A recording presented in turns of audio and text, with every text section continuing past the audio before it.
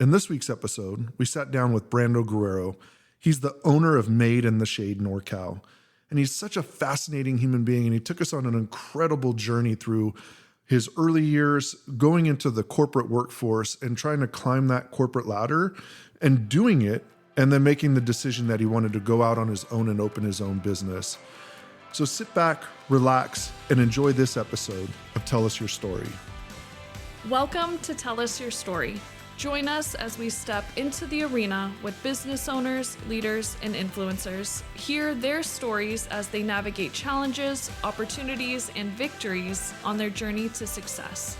As Theodore Roosevelt once said, it is not the critic who counts, but the man or woman who is actually in the arena. I grew up in a small town in central Iowa, about 7,000 people. My graduating class was about 130. Oh, wow. Really small. Yes. Very small. Yes, very small. And from there, I went to the University of Iowa. I'm a huge Hawkeye fan. I love all things University of Iowa, football, basketball, you name it. And I had a really great experience as an undergrad, didn't know exactly what I wanted to do, and ended up with a bunch of different things. I went in as a computer science major. So let me ask you a question. Let me take you back to middle school and high school. Let's go to that period. So really small, and then we'll come to your undergrad. Yeah. So tell us a little bit about that. Were you studious? Were you an athlete? Were you bookworm? Yeah, I had a very challenging journey in that particular time of my life. And I am an immigrant. I was actually born in Mexico. Okay. And I relocated with my parents, and I started the second grade in the United States. We actually relocated to Dodge City, Kansas, before we moved to Perry, Iowa, which is that small town that I just referenced. And I didn't know English. I showed up, and there wasn't an ESL program, which is English as a second language. And I remember my mom dropping me off and taking me to the classroom, and the teacher looked at me, and then she said, there's a seat right here. You can sit next to him. He speaks Spanish. If you have questions, ask him. I am basically being thrown to the general population. Yeah. I have no idea what's going on. I have no idea what is being said. So I obviously make friends with this particular student that's sitting next to me and try to figure out how to sink and swim. And that basically is how I've basically approached my entire life. And I, again, struggled in trying to make sense of the world that I was just dropped into. And a few months later, I obviously start to pick up the language pretty quickly. And that at that age, you're a sponge. And I was obviously, thrown in there and having to figure out how to communicate. And I remember these particular experiences, obviously had a really great teacher, so caring, understanding. And back then you were put into these different, pods, right? Based on your level of either understanding, reading and math and things. And I was obviously in the group that was, a little bit behind. And I remember she would give out pencils that were, dinosaur print. And she said, if you keep this up, I'm going to run out of pencils to give you. You're doing such a great job. Oh, and wow. It's those comments that you just feel such a sense of accomplishment. Fast forward, that was second grade. So by the time I was in fifth grade, I had obviously, mastered the English language, and I was in TAG, talented and gifted. Oh. So I was able to get placed into obviously these, different classes. And from that, I had the opportunity with a group of other students that were part of TAG to go on a field trip to the local high school. And my teacher at the time, her daughter was a student at the high school. And they exposed us to all sorts of really cool stuff at the high school. We got to do art classes. We got to go to a dark room because they had a photography, obviously, program there for the high school students. And I was just so happy with that entire experience. On top of that, we got Subway for lunch. Oh man, I was just dream. Yeah. Are you an only child? Did you have siblings, or were you just you, mom and dad? And yeah, so that is also a lot of background, but I am from my mom's second marriage, and I've got a half brother from my mom's first marriage.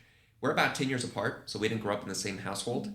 So I didn't really connect with him on that sibling level until I was older, until after college, more or less. Because at that point, we were dealing with some of the same challenges because we were both, adults, right? Versus before, right? He's 21 and I'm 11, right? There's really no common ground there for the most part. And then, so my biological father, I don't have a really, strong relationship with him. For the most part, he was absent. And my dad is actually my stepdad. So he's my mom's, third husband. And he's the one that I grew up with. So he's the one that I, lived with when I was in Kansas and Iowa. So I call him my dad, although he's my stepdad. And on my biological father's side, there are, I think there might be like 9. Okay. Yes. Oh, And so So you interesting. have some, but so not. yeah, and I reconnected with them about 7 years ago, and that might be a whole nother episode on exactly how that all obviously transpired. But I was able to go to my half sister's wedding about 2 years ago. I took my wife and kids down to Mexico to Cabo San Lucas. It's crazy. So as you're talking, so my last name is Lopez. So my mom's second marriage to Lopez, my stepdad since I was 7, I think. I have 3 step, 1 half, 1 full sibling. Anyways, so very, very similar dynamic there in the household with siblings. Yeah, and we were talking about Jeff Bezos. Well, Bezos isn't his biological last name. It's actually his stepdad. So his mom remarried to an individual who had immigrated from Cuba. And because that individual had such an impact on Jeff Bezos, he actually took his last name. That was the one. Yeah, it's pretty cool. Yeah, it's fascinating. And it also sounds like you had some incredible teachers that were a positive influence on you. We talk a lot about mentors and different leaderships, and this is at a much younger age, but I can still, you remember the stories and absolutely. the impact, Oh, which is, I just think it's incredible the impact that or influence a teacher can have or someone can have, especially when you're recalling it so far back into the second grade. So it's great to hear. Because it can go the other way too. We also remember those ones that are like, oh, the teacher was horrible or made me feel this way. And in your position, when you're trying to learn and fit in and all of this, like that's a really, I think it just is pivotal point for them to either be, good for you or not. So yeah, absolutely. Because again, they could have taken me down a different path and they couldn't have done as much as they did to help me in basically assimilating, right? That's ultimately what happened is, first of all, because I did grow up in central Iowa, when I talk to someone, they'll make a comment about, oh, your accent, because I've lived all over the country as well, which is something that we could get into, but somebody will ask, like, where are you from? And then I'll tell them from Iowa. Oh, well, you don't have an accent. Yeah, the Midwest is so bland in the way that they speak English, which is why so many customer service centers are based out of there,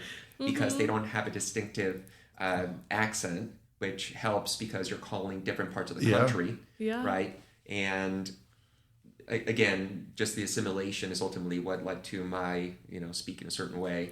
And it, again, was just there helping me and getting just connected to everything that they, offered. But so as they're taking you, so they take you on the high school trip. As you get into high school, is there what's that like? Are you dreaming of like the next thing? Like where was your mind at that time?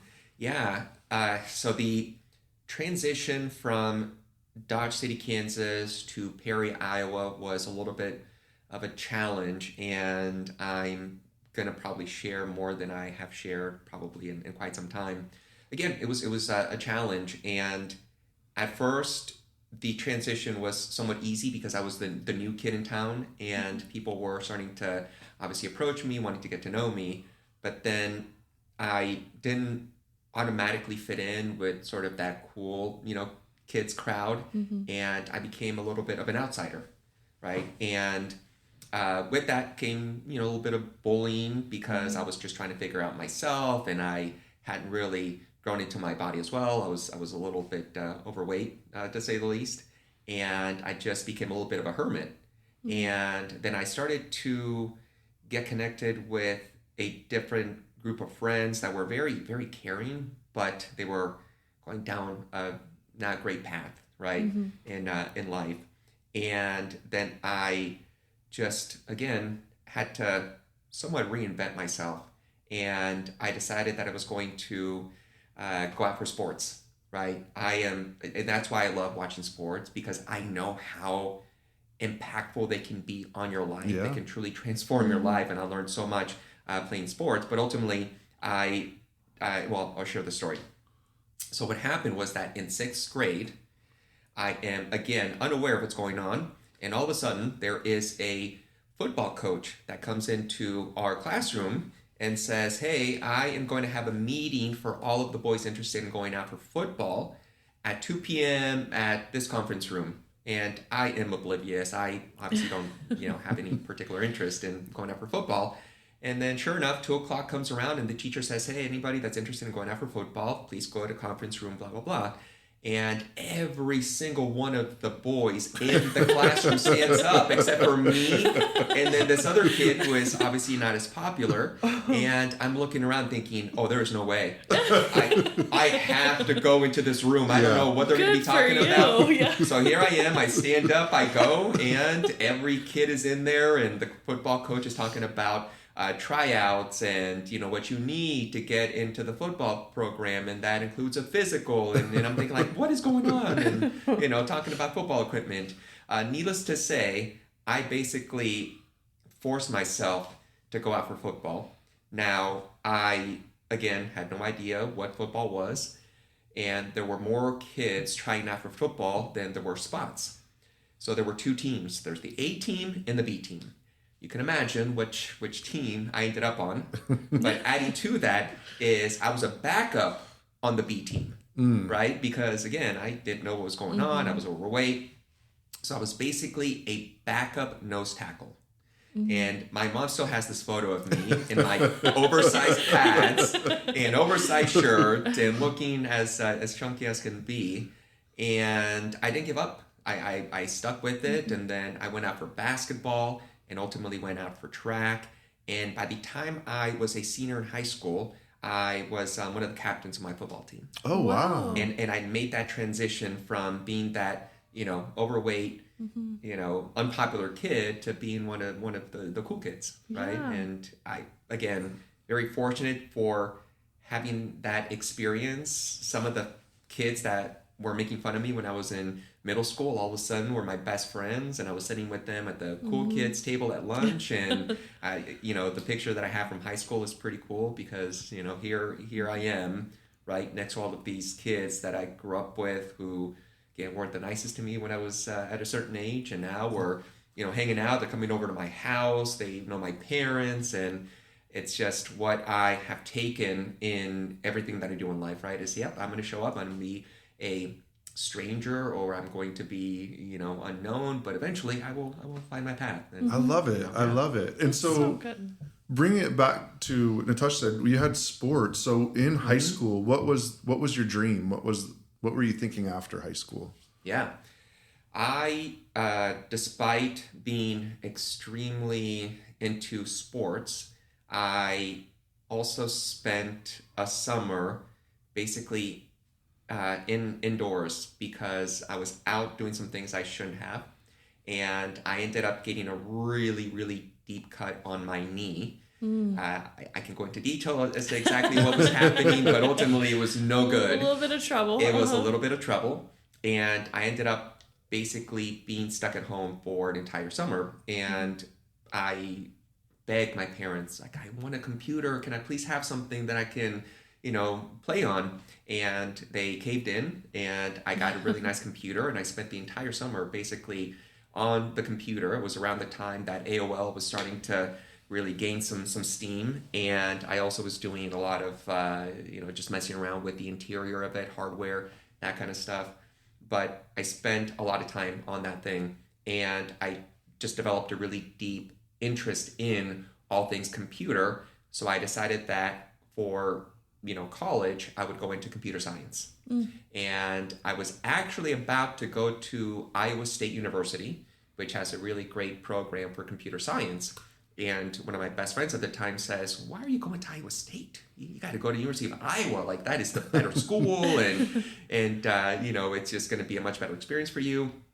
And I'm extremely happy that although it in hindsight might not have been the best decision, because I was making the decision not so much on what was in my best interest from an academic perspective. It was more because I really liked the guy. We just got along really well. We were you were in roommates. high school. It's okay. Exactly. Yeah. Forgive yourself. Yes. I give myself a little bit of grace. So I ended up going to University of Iowa instead, and I did pursue computer science, but then I hit a huge roadblock. What happened was that I was taking a computer programming class, and I was taking JavaScript programming, and I was, given an assignment. You have to create a calculator, and if you've done programming of any kind, no. oh, just already, I'm like, well, yeah, not for me. Yeah, definitely not for me. I realize that. So what happened is that with any coding, right, programming, it is line after line after line, and I put this, obviously, code in there, and I was getting an error. It was erroring out. I'm like, what the heck is going on? And I'd spend hours going through the line and trying to figure out what the problem was. Finally, I go to the TA and I ask for help. And it took him all of 30 seconds. And he says, "Oh, there's a semicolon missing here." I'm thinking, what? Yeah. You figured that out in 30 seconds? I spent my entire weekend trying to figure out what's going on. I said, clearly, this is not going to be for me. The attention to detail. It's not that I obviously don't have that. It's just the way that my, obviously, brain works. I just wasn't able to pick it up as quickly as he could have, because that is his passion. That's what he loves. So I decided to step away from that. Very thankful that I ended up going to a school that had a lot of really great programs that were more aligned with what my passions were. So ultimately, I majored in communication studies with an emphasis in PR and advertising. Also picked up French as a minor because I learned French when I was in high school. Obviously, that English is my second language, so Spanish is my native language. So it was easy for me to transition into French. And then I also picked up a minor in international business. Wow. So in this short 15 minutes we've talked, so you're in all of the sports, you're speaking 3 languages, you're changing majors, you're going to multiple schools. You have a lot on your plate. It's an unusual amount that you're taking on. Do you see that when you look back? And I don't. Yeah. The funny thing is that I feel like I could have probably done even more, because you may have heard this, is that you want to surround yourself with people that are either smarter than you, that are maybe more driven than you, because guess what? Naturally, you're going to push yourself to those levels. And in high school, I was able to surround myself with really great people, right? So there were a group of friends that were just really athletically gifted. And then we also were extremely competitive and really enjoyed getting good grades. So we also were, really academically focused. And we talk about like AP classes and, what are you doing here in this class? And it just kind of always pushed myself into that. And then what I'll also add that I didn't share is that in college, I also joined a fraternity. Because again, I didn't know anybody for the most part besides my roommate. And he actually started to talk to one of the fraternities on campus. And I ended up joining a fraternity, which was, again, an amazing experience. So I never thought of myself as probably not doing too much. I always thought of myself as probably not doing enough. It's interesting. You're definitely an overachiever from where I'm sitting, and different experiences. I played sports throughout, my high school as well. We weren't focused on education at the time. We were focused on the sports. But Elon Musk has a quote, and he says, if you give yourself 3 hours to get something, and it'll take 3 hours. You give yourself a month, it'll take a month. Yeah. And so as you're talking, you're just reminding me of like your bar is set really, really high, and you surround yourself with great people, it sounds like. And to you, it's normal. And to others on the outside looking in, it's like, wow, look at all of these different things. But I think we all have it in us. It's where we challenge ourselves. So I absolutely appreciate your outlook on it. So as you're in college and you change majors, what's the dream? What are you thinking that you're going to do for a career? I thought I would do something in public relations. And it would be something that would be more public in nature, right? And that's what I thought And my mom is a huge influence on me, and her story is also very inspiring. But what she would always share with me is that, hey, you might think about getting into some kind of public facing role, right? Something in public relations, which is why I kind of went down that path when I was in undergrad. And that was ultimately what I wanted to do, is I wanted to do something in public relations. It just looked so glitzy and glamorous, and I want to be out there. I want to be, in the spotlight. And I essentially tried to pursue that after I graduated. But clearly, I did not go down that path, and I can share with you exactly where I ended up. But Yeah. I learned that on the public relations side, and maybe it's because I didn't know exactly where to look, or maybe the path to my ultimate goal of public relations was going to be paved with starting at the bottom. And I actually interviewed with a couple of firms in Des Moines that specialize in public relations, but the interviews were more for copywriting. They were more for, okay, we're going to need your services to create press releases, right? It's like, oh, that Like side. behind the scenes. That Like, side. I wanted to be. Yeah. Would you No glitz, no grammar. Exactly. Would you consider yourself an extrovert? That is a great question. I've been asked that before, and the assumption is that I am an extrovert, right? And because of that, I've always been told that you'd be great in sales. You'd be great in sales. Oh, you should think about something in sales. And this is something that I've also shared in every interview that I've ever done from a job perspective, right? Is that I am more of an introverted extrovert. I do really enjoy meeting people. I enjoy networking. I enjoy conversations, but it does take energy out of me. So I do also enjoy that more, private, maybe solo time to be able to recharge. So I do enjoy, I was at an event last night actually, and it was very great. It was enjoyable, but then I got home and I was just, exhausted. It's like, Yeah. oh man. Yeah. I can relate. So yesterday was a really interesting day. I started it out at the Placer County, dump, and then I ended up in the Placer County jail, and then I ended up at the Placer County morgue, and then I ended up in Sacramento for the kickoff to Big Day of Giving. Wow. So needless to say, it was a really fun day, and again, it was a lot of interaction with people and networking and things. But yeah, I got home and I was tired. So to answer your question, I'm introverted extrovert. Yeah, which I can absolutely relate to. But I think you have this way, at least from what I've heard of your story, is being intentional, putting yourself in positions that get you outside of your comfort zone, but you also can handle it once you're there. Some people are like, I'm out. But and I'll go back to the comment that I made about sharing this with all of the job interviews that I've done, is that when you truly believe in something, when you truly enjoy something, it's visible, right? People can see that and they can feel that. So I've never taken on an opportunity that I didn't truly have a passion for or truly believe in, because then my interactions with people would not be authentic, and I wouldn't believe in what I'm doing or the particular product or service or whatever it might be that I'm representing. And it's just easy then. It's not so much work as it is something that I enjoy and I'm truly passionate about. Yeah, I love it. You can always tell when somebody is genuinely passionate and like, oh, you clocked in today, and I'm someone you have to talk to. Yeah. It changes the engagement that you have with them. So you didn't end up in what your dream was. So where was your path? What happened out of college, and where did you end up? Yeah. So the path was that I ended up having a conversation with another, a great friend of mine from high school, and he said, my older brother has a web hosting company out of Chicago, but he wants to go into IT consulting, focused on small to medium-sized businesses. And obviously I know who you are. I know how great you are with computers, but ultimately I know how you are really great at, networking. And, he got to see it from my time in undergrad, because again, I joined a fraternity and he saw how social I was, and he isn't built that way, right? That's not who he is from a personality perspective, but we stay in touch. We're still, great friends. He actually has a podcast as well, so I'll reach out to him.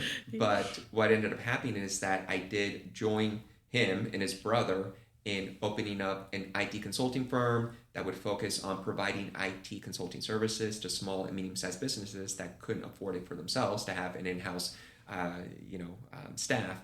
And he was the software guy for the most part. I helped a little bit on the hardware side, but my role was to go out and obviously, do business development, connect to the community, tell them about what we do, who we are.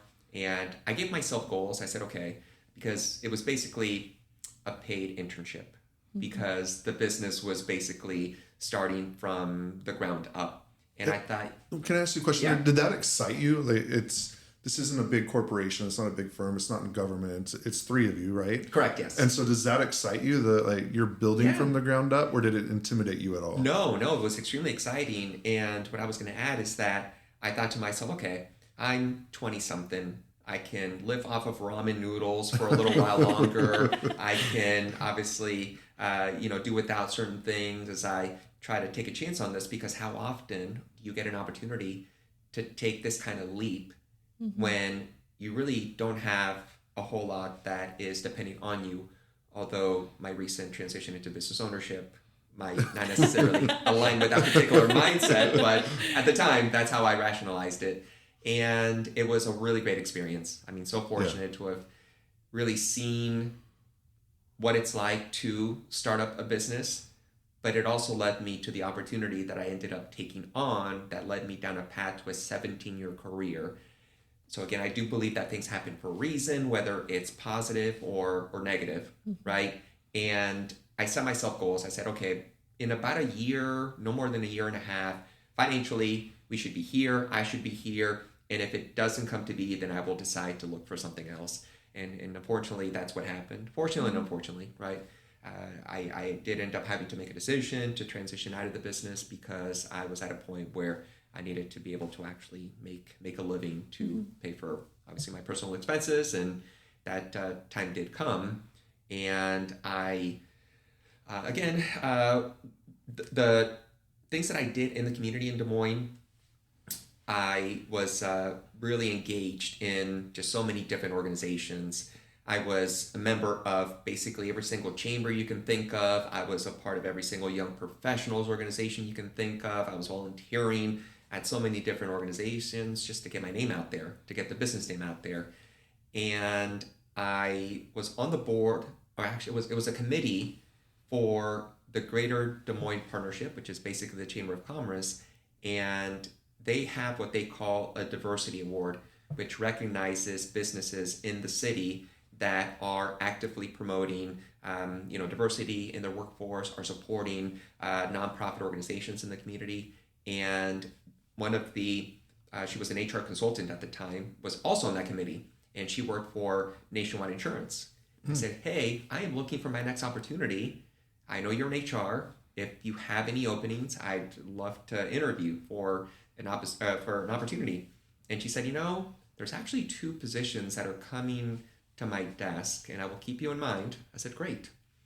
And I don't know how long after that, I get an email from her saying, hey, there are 2 roles. We'd love to have you come in and interview for them.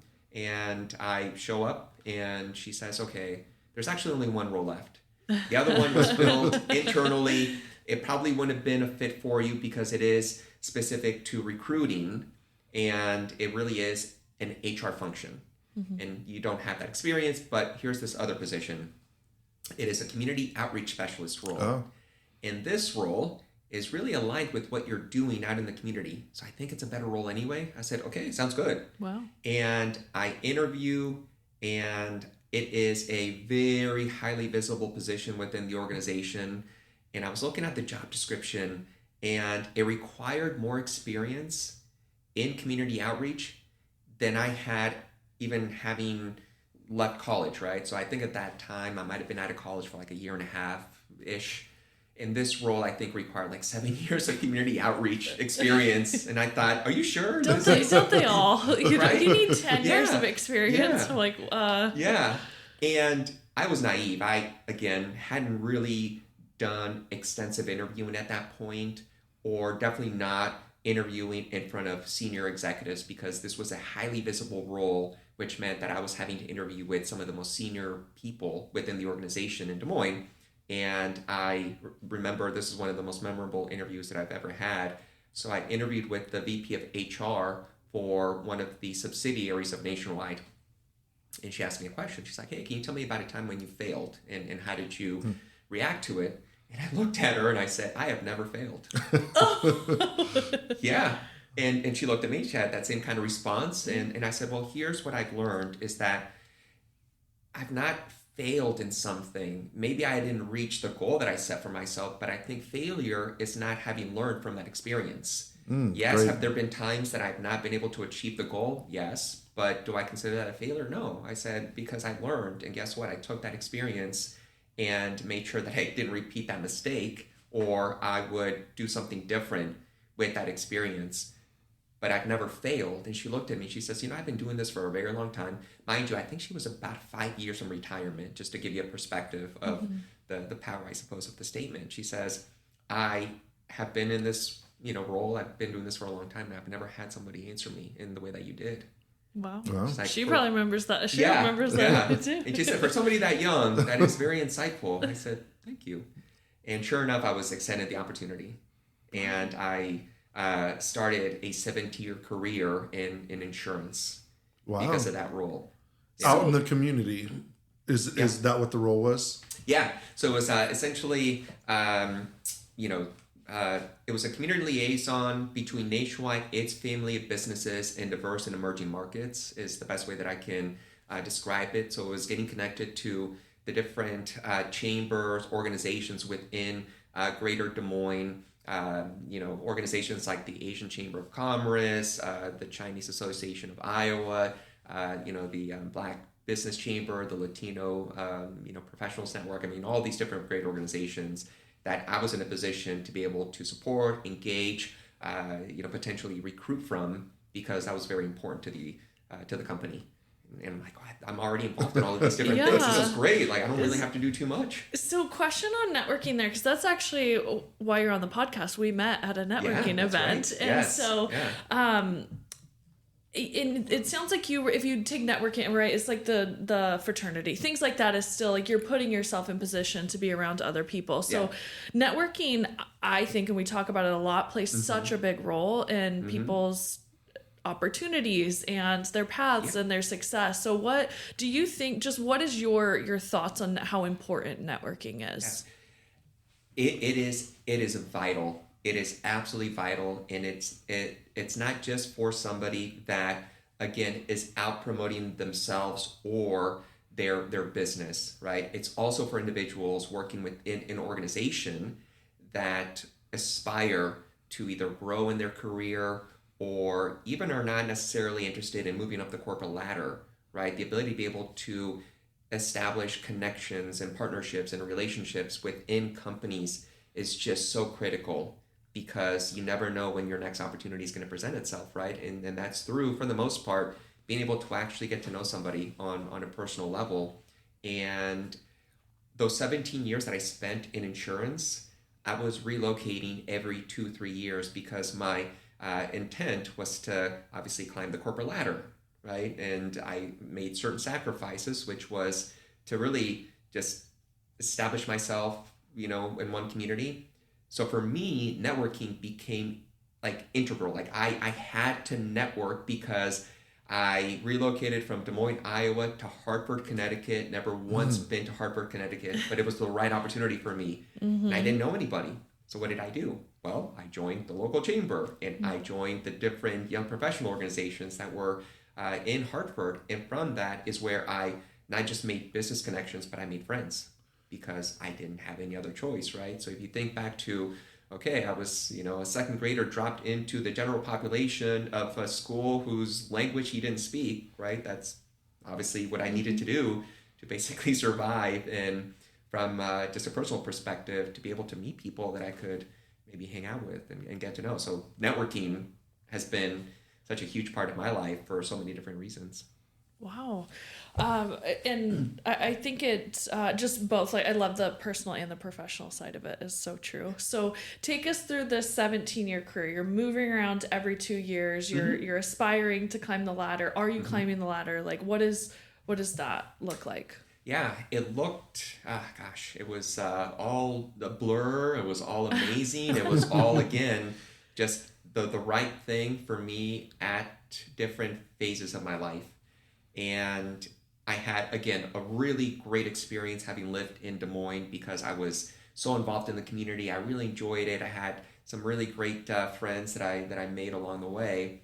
And so I'll share this one other, comment. And I had the opportunity to be a co-founder of an organization called Art Noir. And it was with the Des Moines Art Center.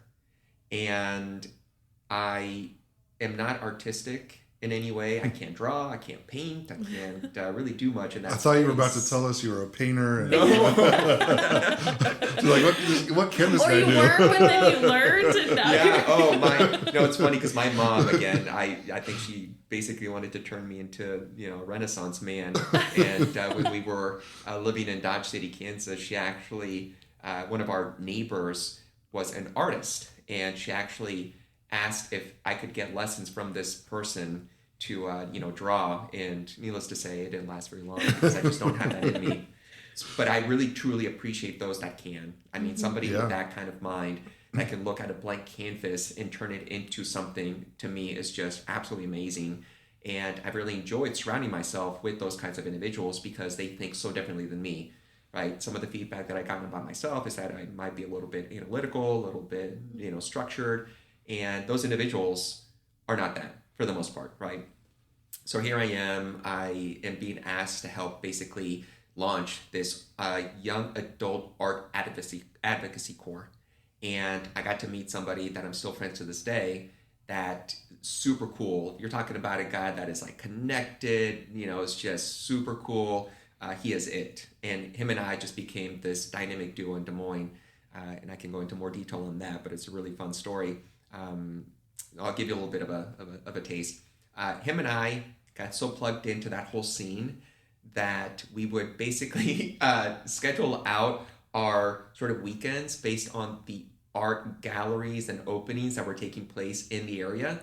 And we just go and have wine and cheese and hang out with these really cool kids. That was obviously a completely different environment than the very structured corporate environment that I was spending most of my days in, right? And anyway, so, we launched, him and I came up with the name. And I remember asking the art director at the time, like, what do I bring to the table here? Right? This was just as we were forming the whole, executive board. And I'm looking around, some extremely talented creative minds. And he says, what you bring is structure. Because these individuals tend to just be very creative. They go on tangents. They just, all sorts of big things. And you are going to be able to bring them back together. You're going to be able to bring them back in. You're going to be able to provide them direction. You're going to be able to really help in, maybe herding cats a little bit. Like, oh yeah, that is a good point. And I get to hang out with them, right? Like, get to hang out with the cool kids. It was a really great experience in all of that. But I loved it. I loved all of it. And the reason being is because, again, my priority was to just grow within the organization, to become, the CEO of the company. And my boss at the time said, the original HR director that pulled me into the company said, your understanding of the company is about 1 mile wide because you represent all of the, subsidiaries of the company, right? But your knowledge of the industry, what we do as a business, is about 1 inch deep. It's like, you're right. I don't know, what underwriting is. I don't know what claims is. I don't know what product and all of these other functions are. She says, so what you need is to be able to gain that experience. And from there, you'll obviously be able to take on more opportunities. And I moved into a sales analyst role. So talk about going from, being visible out in the community, doing some really fun things to, okay, now you got to help us run loss reports for an insurance agency that needs them. Rough. Like, oof, okay. Like, I love computer programming for a reason, but I needed that experience. And eventually I was able to get that experience. And then the next step was going to be to become what's most commonly known as a marketing rep.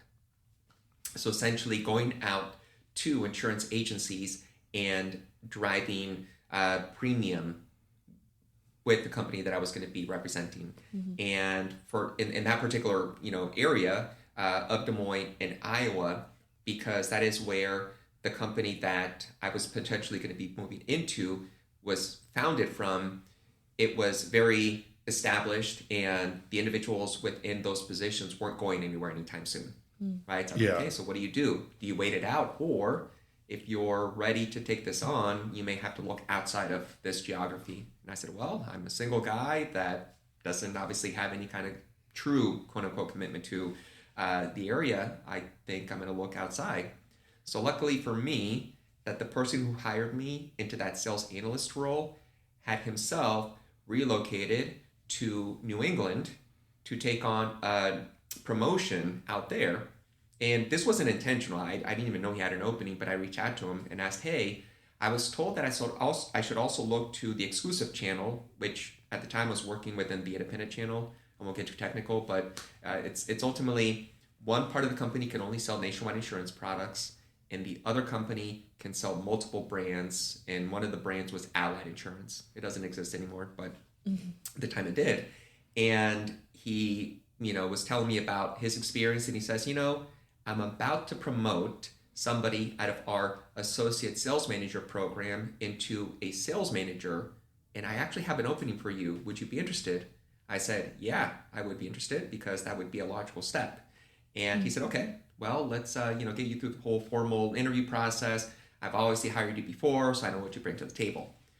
So luckily for me, he said, all right, I'm going to bring you on board. You just have to move out to Hartford, Connecticut, and we'll get you going. Said, great. Where's Hartford, Connecticut? So to give you a little bit of how, again, I've just kind of jumped in with both feet. At the time, for the position, was not eligible for a relocation package. Oh, wow. But I was able to negotiate a hotel night stay somewhere in, I don't know where, Pennsylvania. So I'd be able to break up the 22-hour drive from Des Moines to Hartford, Connecticut. And at the time, I'd adopted a cat, which I won't go into a whole lot of detail there. So I basically borrowed my dad's red Blazer. I packed it with as much as I could, a TV, of course, and then all of the clothes that I could fit in there, and my cat. And we drove from Des Moines, Iowa to this town close to the Pennsylvania-Ohio border. And I snuck her into the hotel. And then we woke up the next morning, and I put her back in the car, drove the rest of the way to Hartford, Connecticut. This was the time when I couldn't afford a GPS device, so I had to print everything off of MapQuest. And there was a whole lot of construction going on, so I got lost a couple of times. It was pouring rain. I could barely read the signs, and, we made it. And there I was, moved into a shared room with the guy that was renting, he had a house and he was renting a room. It was a horrible experience. I was only there for about 6 months, actually less than that. And I started a new life in Hartford, Connecticut. Wow. Did you ever have the thoughts of what am I doing? Should I really have done this? Or were you just on the path? Oh, I was on the path. I was like, oh, this is great. I, never had obviously any kind of interest really to live in New England, but I am so fortunate. I got to meet, my best friend during that particular time. So the guy that ended up getting promoted ended up becoming my best friend. And the people that I worked with on that team are arguably just that time of my career was going back to the journey. That part of my journey was so fulfilling because they were all more experienced than I was. So they all kind of took me in. They all just really looked out for me. It was such a tight-knit group of people because not only did we look out for each other professionally, but also personally, right? And I had a boss, really the first two bosses that I had working at Nationwide, I think I ended up getting, what's the word? Just so privileged, I guess. I just, always looking out for me, always believed in me. And, again, going back to some of the things that you hear from those that are in a different position than you, he said this to me, and I still remember it, and I will actually use it every so often with somebody, is that, hey, Brando, someday you're going to be my boss. in the sense of just inspiration that will instill in you, because here you are, you've got your boss who's telling you, hey, you've got the talent to eventually become my boss. And he really believed that. He really did support me in moving up within the organization. And what happened was that I ended up having to go through the sales management program. I had to get fully licensed to become an insurance agent. So I had to get my property and casualty license, my life accident and health license. I also had to get my FINRA licenses, which allow you the ability to be able to sell securities and stocks. So I got my Series 6, 63, and 26. Oh, wow. All of which I don't have anymore, by the way. And the Series 6 was the most difficult exam that I've ever taken in my entire life. Oh my gosh. And everybody told me, they said, you're probably going to fail it, but it's okay. And I'm like, no way. I No don't way. fail. I got these licenses like that. And sure enough, I failed it. And I had to take it a second time, which I passed it the second time. Yeah, I've heard it's a really tough test.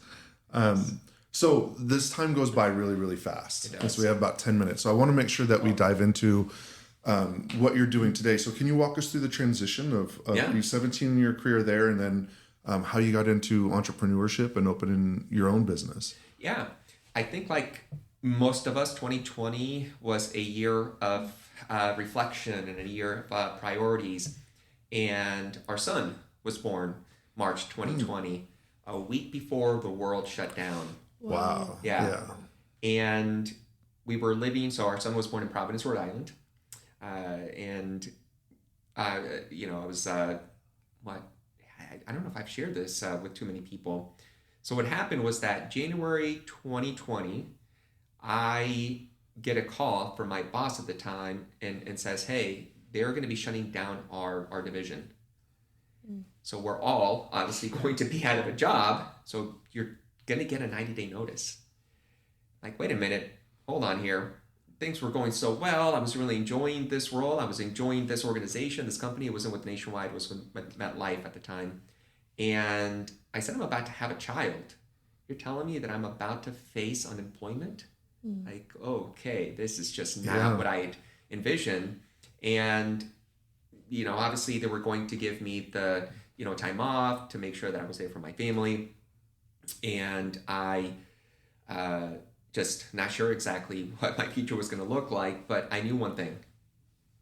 I was going to bet on myself, right? And after I came back from leave, I was given the opportunity to stay back, and I was working on a bunch of different things. I still believe this to this day, which is make yourself indispensable, right? There were things that I was doing that nobody had asked me to do, that nobody had expected me to do, but ultimately it helped in keeping me part of the organization. So I was getting extensions to stay as I looked for another opportunity, which I found, and I ended up relocating the family to New Jersey. And then after that, I was recruited and then relocated out to California, which is how I ended up here. So in 21, we relocated from New Jersey to San Jose, and we were there for about a year and a half. And as you may know, things are challenged in California when it comes to insurance. And it was the fact that, and at that point, my wife and I were expecting our second, and the industry, the career that I'd spent about 17 years in no longer had the same kind of fulfillment that I'd had for that entire time. And I wanted to be more present in my family's life. I wanted to be able to have more control over my time. The things that I was doing, again, I wasn't getting as much fulfillment from. I was going to some really great places. I was, again, at that point an AVP for the company, and I was going to, Hawaii to attend different conferences. And I was looking around, I'm thinking, I don't have as much enjoyment in being here as I used to, right? As I think about, but I'd rather be here or maybe at home playing with my kids. And that's when I started to think about transitioning out. And I also knew that with any business, right, you want to really become involved in your community. And up until that point, I was living in Roseville, but I wasn't really a member of the community because my job was mostly working from home and I was traveling I was going out to, travel with some of my team to different parts of Northern California, which is, the sales organization that I oversaw. And I said, I need to really think about what's next. And now that I'm here, I want to really set down roots. I'd love for my kids to grow up here and ultimately be able to maybe pass down a legacy that they could take on. And I looked at different options. That actually started an Amazon, shop, just to get a sense of what it's like to start a business in California. So I ended up opening up this Amazon shop just to get a sense of exactly what that journey would look like. And I was deciding, do I start something from scratch or do I buy something? And then I saw a listing on, I think, Biz Search, and the description was very appealing. Flexible hours, you can work from home, healthy margins, just-in-time inventory model, and it's a growing industry. And I reached out to the person who posted it, and he called me and he said, "Hey, this is a business that's up for sale, part of a franchise in window coverings." And I asked, "What are window coverings?" It said, "Blind, shade, shutters." I said, "Okay." I said, "All right." And he says, "As you probably know, because where you live, there's a lot of houses that are going up." I said, "Yeah, you've been out to West Roseville recently. You know there's a lot of houses coming up." And the more research that I did, it just made sense. And I spoke to the owner at the time, and I asked exactly, why they were transitioning out. She explained it to me. I said, "Yep, makes sense. Okay, let's see if this is going to be, what makes sense for me and my family." And I took the leap. I took over the location. So we are made in the shade NorCal, and we like to make custom window coverings effortless. So we operate, Placer County, Nevada County, and really all of Northern California. And I obviously bring a different perspective to the business because I don't do the design consultations. I don't do the installation. I bring people in that are experts in those particular areas. So I'm more of the operator in terms of making sure that we've got the right people in the right places and continue to provide just really excellent service. So if you go on Google and Yelp, the prior owners did a fabulous job at making sure that our customers have the best experience possible. So we're 5-star rated, and we continue that commitment, and we are continuing to grow. And the involvement that I've had here in the community, right? I'm now part of the Rockland Chamber. I'm part of North State BIA. My time yesterday at these different facilities were with my Leadership Rockland class. And it has just been a really great way for me to be able to truly become a member of my community, right? The Network Society, obviously where we met, is another great group of individuals that are, trying to do some of the same things that I am. And it has just been a really great experience so far. The population of Placer County is expected to double in the next 10, 20 years. Wow. Right? So we're just making sure that, and this is what I tell the folks within the organization, is we don't need 100% of the people that are out looking for, blinds and shades and shutters, right? We're not going to be for everybody. But if we can get a small percentage of that, we are going to be extremely successful. And along the way, make an impact in the community. And so do you just do residential, or do you also do business? We do commercial as well. Yeah.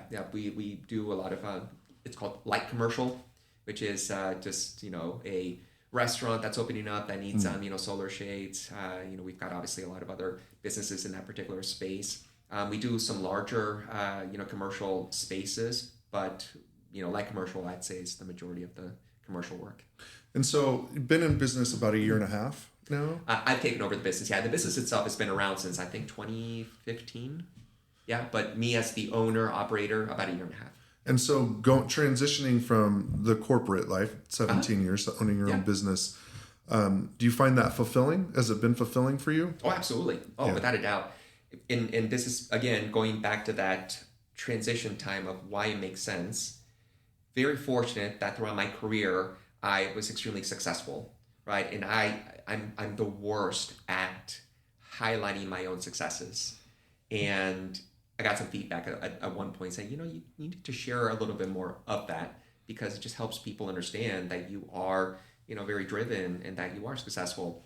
So along the way in my career, I was, sales manager of the year, and I got to go on these really great trips, and I was, this and that, and it all came at my own personal, expense and time. So I was working weekends, I was working evenings, right? Because that's kind of what you have to do to be able to reach those results.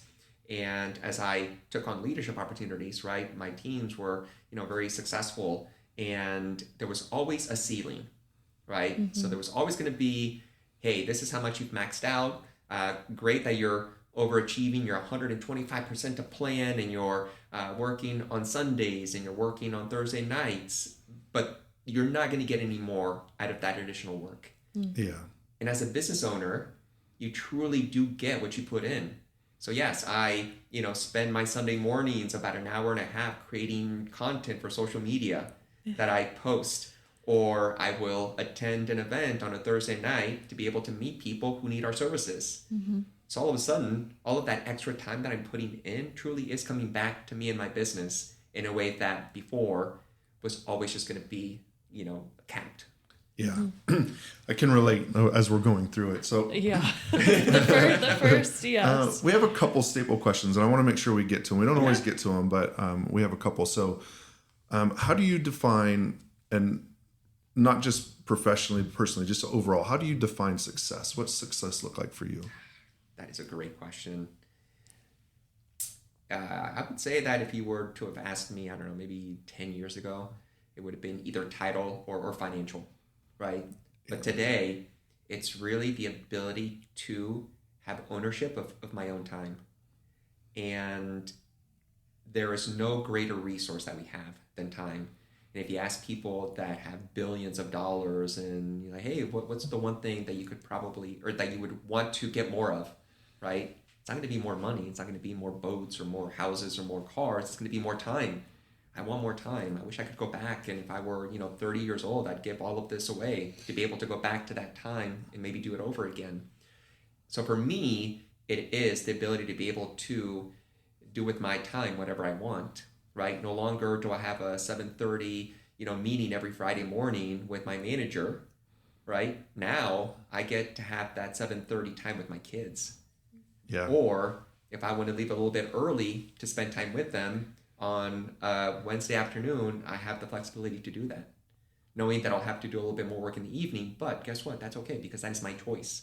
So to me, that's the true success, right? Because I'm doing all of this to be able to have my family be in a better position than I was in at their age. But at the same time, I know that my parents sacrificed, right, to be able to give me all these opportunities that I was able to take advantage of.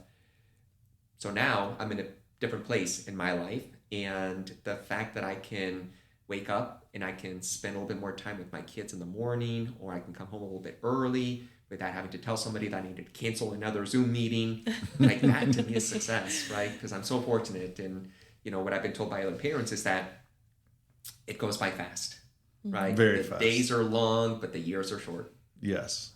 Very, very fast. I absolutely love it. It was so good. And normally my staple question is, you looking back, what would you tell your 30-year-old self? But I think you just answered it. So I'm going to switch it up a little bit. But I think in your first kind of 1.5 years of business ownership, what is maybe just a piece of advice there specific to the business and building or growing something new? Been so many lessons. I have learned so many lessons, but I would say if there's one thing that I would tell somebody that is about to embark on the journey, it is do not give up. Do not give up. Whatever challenge it is, whatever obstacle it is, whatever difficult situation, scenario, circumstances you find yourself in, if you truly believe in what you're doing, do not give up. Keep moving forward. Some way, shape, or form, whatever it is that you're faced with, will eventually, be solved in some way if you truly believe in what you're doing. So just keep going. Do not give up. That's what I would say. It's so good. Yeah, it's really, really good. And just in my overall career, and then in the short time being in, opening our own business, there's we say there's incredible highs and there's incredible lows. And sometimes you're in that low, it's 9, 10, 11 o'clock in the morning. You're like, what? There's nothing happening. And then by the end of the day, between 2 and 4, the phone rings or something happens and you're like, oh my gosh, why was I even thinking that way? So to your point of don't give up. You don't know what's around the corner or what's tomorrow or what's next week. You have to keep putting in that work and keep going to the events and keep doing everything. And activity creates those opportunities. So I think it's just fantastic advice. Yeah. And what I would also add is, again, surrounding yourself with people that are going to really motivate you, engage you. And I've been more intentional about it probably in the last 6 months because I can get somewhat introverted in just putting my head down and doing the work. But I need to do more in connecting with people. So I've been more intentional in scheduling coffees and lunches. I'm actually going to be meeting with somebody later today that made a post on Facebook essentially offering himself up to meet with somebody who would be interested in maybe collaborating from a business perspective. I said, I'm going to take you up on that. Yeah, you're a business owner. You're a potential referral partner for us. And I would really enjoy getting to know you and seeing if there's a way for us to be able to help each other. And I know from that conversation, because again, we're both looking for the same thing, which is to help our business succeed.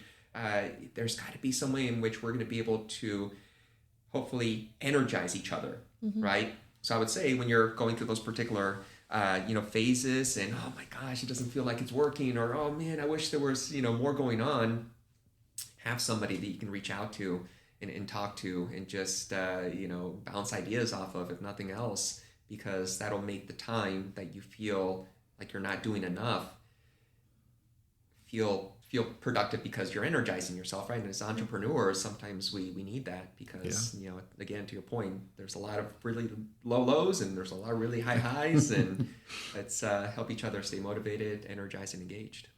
Absolutely. Well, this has been an incredible conversation. You're a fascinating human being. So thank you. Thank you for sharing with us and sharing with the listeners that are on here, and appreciate you coming in today. It is my pleasure. Thank you so much for having me. I really enjoy these conversations and want to make sure that I can help you and support you in any way that I can, because again, your network is your net worth, as they say. Yeah.